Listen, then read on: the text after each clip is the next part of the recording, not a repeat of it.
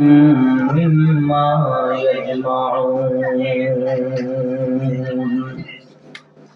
وقال الله تعالى أيضا في كتابه: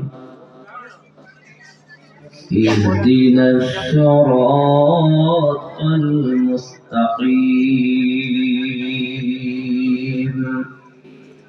صدق الله العظيم وصدق رسوله النبي الأمين المكين الكريم، ونحن على ذلك لمن الشاهدين والشاكرين، والحمد لله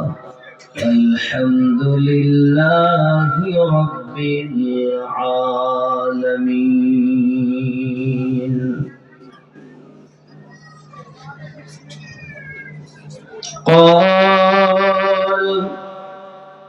قال النبي صلى الله تعالى عليه وسلم: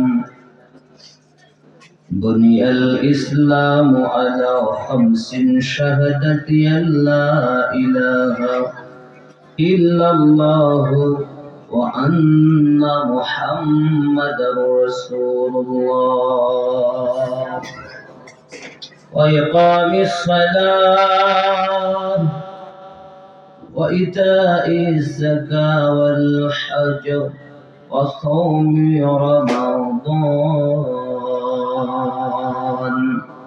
رواه البخاري كتاب الإيمان.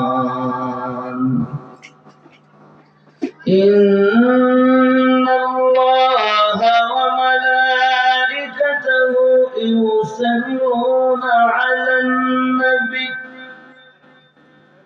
يا أيها الذين آمنوا صلوا عليه وسلموا تسليما. اللهم صل على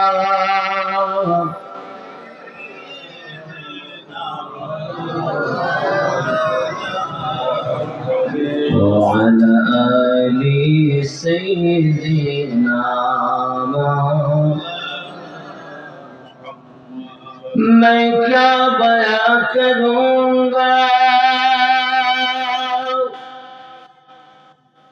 फजीलत रसूल की,